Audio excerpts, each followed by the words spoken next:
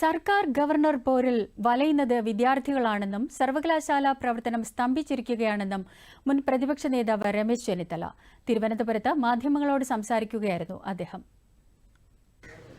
ഇവിടെ കുട്ടികളുടെ വിദ്യാഭ്യാസത്തിനോ അവരുടെ പരീക്ഷകൾക്കോ സർട്ടിഫിക്കറ്റ് കൊടുക്കുന്നതിനോ ഒന്നുമല്ല പ്രാധാന്യം. ഇവർ തമ്മിലുള്ള തമ്മിലടിയാണ്. ഗവർണറും സർക്കാരും തമ്മിലുള്ള തമ്മിലടി കാരണം സർവകലാശാലകളുടെ പ്രവർത്തനങ്ങൾ പൂർണ്ണമായും മന്ദീഭവിച്ചിരിക്കുകയാണ്. കുട്ടികളുടെ ഭാവിയെ കരുതിയെങ്കിലും ഇത്തരം തമ്മിലുള്ള അടി, വഴക്ക് എന്നിവ നടത്തണം.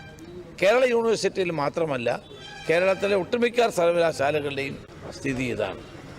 ഗവർണറും സർക്കാരും തമ്മിലുള്ള പോര്, ആ പോര് കാരണം പ്രയാസം അനുഭവിക്കുന്ന കുട്ടികളാണ്.